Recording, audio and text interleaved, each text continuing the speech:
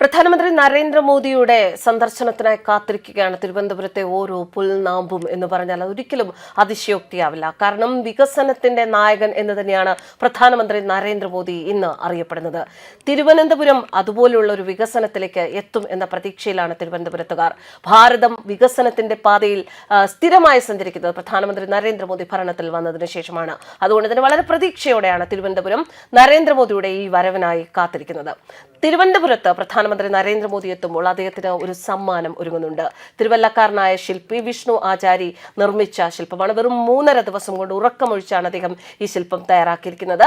മഹിഷി നിഗ്രഹനായ അയ്യപ്പൻ, ഇതാണ് ആ ശില്പത്തിന്റെ ഭാവം. ശരിക്കും ഇത്തരത്തിലൊരു പ്രതീകാത്മകമായ ഒരു ശില്പം സമ്മാനമായി പ്രധാനമന്ത്രി നരേന്ദ്രമോദിക്ക് നൽകുന്നതിലൂടെ എന്താണ് ഉദ്ദേശിക്കുന്നത് എന്ന ചോദ്യം ഇപ്പോൾ ഉയരുകയാണ്. സ്വർണ്ണക്കൊള്ളക്കാർക്ക് പൂട്ടിടുക, സ്വർണ്ണക്കൊള്ളക്കാർ അതുപോലുള്ള അഴിമതിക്ക് നമ്മുടെ രാജ്യത്ത് എന്നേക്കുമായി ഒരു അന്ത്യം കുറിക്കുക, മഹിഷിയെ നിഗ്രഹിച്ച അയ്യപ്പന്റെ ആ ഒരു ഭാവം ഏറ്റെടുക്കുക എന്നതിനുള്ള സൂചന തന്നെയാണോ പ്രധാനമന്ത്രി നരേന്ദ്രമോദിക്ക് ഇത്തരത്തിലൊരു ശില്പം സമ്മാനിക്കണമെന്ന് BJP നേതൃത്വം തീരുമാനിച്ചതിനു പിന്നിൽ എന്ന ചോദ്യം ഉയരുകയാണ്. ശരിക്കും വളരെ ഭാരതത്തിലുള്ള എന്ന് മാത്രമല്ല കേരളത്തിലുള്ള സകല അയ്യപ്പ ഭക്തന്മാരെയും ഏറെ വേദനിപ്പിച്ച ഒരു സംഭവമാണ്. അത്തരം കാഴ്ചകളാണ് ഇപ്പോൾ ശബരിമലയിൽ നടന്നുകൊണ്ടിരിക്കുന്നത്. അതിനൊരു മാറ്റം വരുത്താൻ, അതിന് കാരണക്കാരായവർക്ക് അതിനുവേണ്ട ശിക്ഷകൾ കിട്ടണമെന്നുണ്ട് എങ്കിൽ കേന്ദ്ര നേതൃത്വത്തിൽ നിന്നുള്ള നടപടികൾ ഉണ്ടാകണം. ഒരിക്കലും സംസ്ഥാന സർക്കാരിൽ നിന്ന് അത്തരം ഒരു നടപടി ഉണ്ടാകില്ല എന്നത് ഏറെക്കുറെ ഉറപ്പായിരിക്കുന്ന സ്ഥിതിക്ക്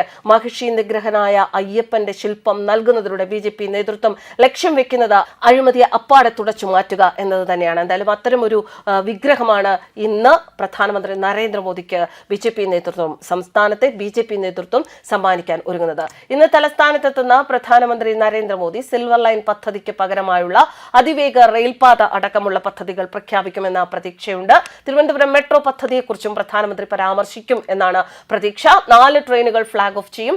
തലസ്ഥാന നഗരത്തെ ദക്ഷിണേന്ത്യയിലെ പ്രധാനപ്പെട്ട 3 നഗരങ്ങളുമായി ബന്ധിപ്പിക്കുന്ന അമൃത് ഭാരത് പ്രതിവാര ട്രെയിനുകളും തൃശൂർ ഗുരുവായൂർ പാസഞ്ചറും രാവിലെ 10:45 പ്രധാനമന്ത്രി നരേന്ദ്രമോദി ഫ്ളാഗ് ഓഫ് ചെയ്യും എന്നാണ് പ്രതീക്ഷിക്കുന്നത്. തിരുവനന്തപുരത്ത് നിന്ന് ചെന്നൈ, താമ്പരം, ചർലാപ്പള്ളി എന്നിവിടങ്ങളിലേക്കും നാഗർകോവിലിൽ നിന്ന് തിരുവനന്തപുരം വഴി മംഗളൂരു ജംഗ്ഷനിലേക്കുമാണ് അമൃത് ഭാരത് സർവീസുകൾ വരുന്നത്. പുത്തരിക്കണ്ടം മൈതാനത്തെ പ്രധാന വേദിയിൽ ഉദ്ഘാടന ചടങ്ങ് നടക്കുന്നതോടൊപ്പം Thiruvananthapuram central station, Thiruvananthapuram north, Thrissur എന്നിവിടങ്ങളിലും ചടങ്ങുകൾ നടക്കും. തിരുവനന്തപുരം സെൻട്രലിൽ കേന്ദ്രമന്ത്രി V സോമണ്ണ, തൃശൂരിൽ കേന്ദ്രമന്ത്രി സുരേഷ് ഗോപി എന്നിവർ മുഖ്യ അതിഥികളാകും. താമ്പരം, മംഗളൂരു അമൃത് ഭാരത് ട്രെയിനുകൾ തിരുവനന്തപുരം സെൻട്രലിൽ നിന്നും, തിരുവനന്തപുരം ചർലാപ്പള്ളി അമൃത് ഭാരത് ട്രെയിൻ തിരുവനന്തപുരം നോർത്തിൽ നിന്നുമാണ് ഉദ്ഘാടന സർവീസ് നടത്തുക. 11 ജനറൽ കോച്ചുകളും 8 സ്ലീപ്പർ കോച്ചുകളും വീതമാണ് ഇവയ്ക്കുള്ളത്. 1740 പേർക്ക് യാത്ര ചെയ്യാൻ സാധിക്കുമെന്നാണ് പ്രതീക്ഷിക്കുന്നത്.